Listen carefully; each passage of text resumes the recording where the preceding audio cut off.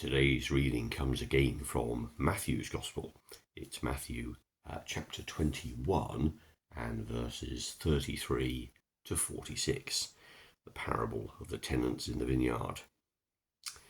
Listen to another parable, Jesus said. There was once a landowner who planted a vineyard, put a fence around it, dug a hole for the winepress, and built a watchtower. Then he let out the vineyard to tenants and went on a journey. When the time came to gather the grapes, he sent his slaves to the tenants to receive his share of the harvest. The tenants seized his slaves, beat one, killed another, and stoned another. Again the man sent other slaves, more than the first time, and the tenants treated them the same way. Last of all, he sent his son to them. Surely they will respect my son, he said. But when the tenants saw the son, they said to themselves, "This is the owner's son. Come on, let's kill him, and we will get his property." So they seized him, threw him out of the vineyard, and killed him. Now, when the owner of the vineyard comes, what will he do to those tenants? Jesus asked. He will certainly kill those evil men, they answered, and let the vineyard out to other tenants, who will give him his share of the harvest at the right time. Jesus said to them, "Haven't you ever read what the scriptures said? The stone which the builders rejected was worthless, turned out to be the most important of all. This was done by the Lord, and what a wonderful sight it is. And so I tell you," added Jesus, "the kingdom of God will be taken away from you and given to a people who will produce the proper fruits." The chief priests and the Pharisees heard Jesus' parables and knew that he was talking about them. So they tried to arrest him, but they were afraid of the crowds who considered Jesus to be a prophet. The context of this reading is that not very long ago, at the beginning of chapter 21, Jesus has made his triumphant entry into Jerusalem.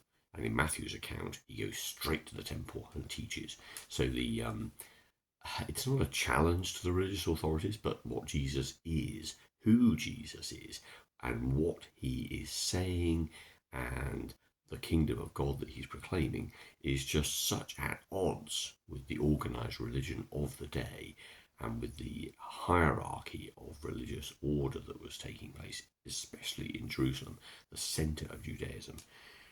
Jesus is inevitably presenting some kind of conflict. He is light in a dark place. He is love in a loveless place. It's going to attract attention. And Jesus, in Matthew's Gospel, records various sayings which have this same interpretation.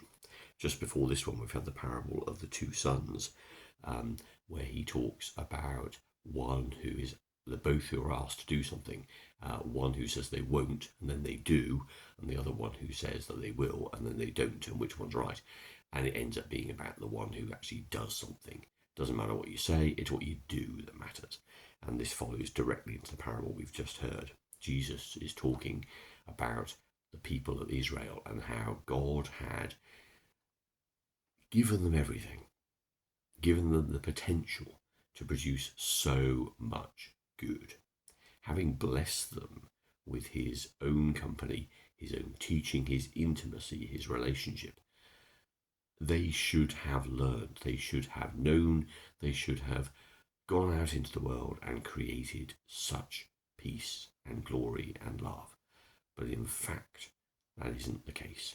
And just as Jesus talks about the fig tree in the middle of chapter 21 and curses it for not producing any fruit, so the religious authorities pick up that this parable too is all about how they themselves are not fostering a community which spreads out across all the world, which is one of love and acceptance and joy and devotion to God. It is instead one which focuses more on, as we heard earlier in different readings, man-made rules taught as if they were gods. It's a stinging retort to anyone who's in a leadership position, isn't it, really? So there is that very clear gauntlet being thrown down, but it raises the very interesting, of course, and timeless theme that our religion, our understanding of God, our theology, should end up being demonstrated, walked, evidenced by actions. It's like in the letter from James, one of the epistles, where the writer says, what good is it to say to someone who is without food, eat well? What good is it to say to someone who has no clothes, keep warm, if you don't follow that up with action? Words alone, intent, count for very little. It is all about actions. Our experience of God, our knowledge of God, the love that God has put in our hearts, and the deep assurance and the strength that gives, should find some kind of outlet in action. It is all about that. That is the reason why we are fueled. Think of it like petrol in a car. It only exists to make the spark in the engine happen. And the spark in the engine is to make the thing go. And the whole point of a car is that it goes. That is its purpose. But petrol on its own, of course, is useless. But it has to be that kind of thing that if we are fueled by the love of God, then there has got to be some action. There's got to be some tangible outpouring. And what does that look like?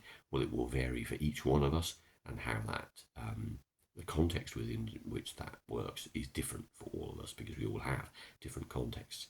But the hallmark will be love.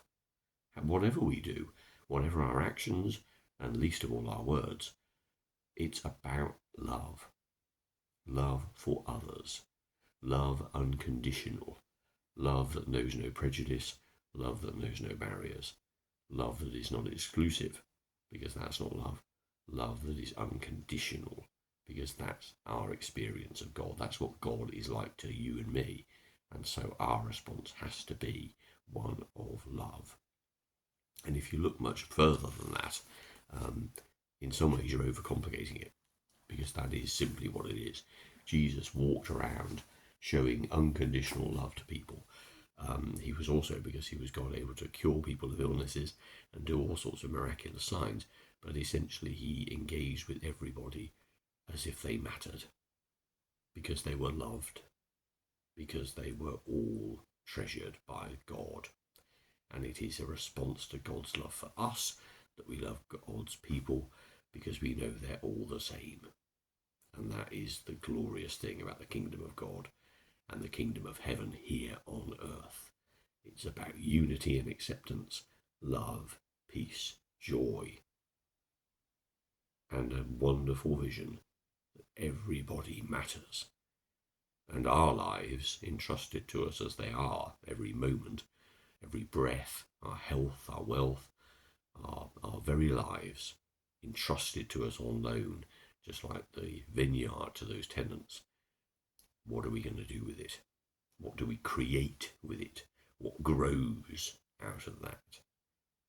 Praise God, that it be smiles and joy and laughter, that it be unity and vision, that it be peace and peacemakers, that it be people who speak out against prejudice and injustice, and it be people who bring about a unity of people and a building up of people, and most of all, a love for the marginalised and the outcast.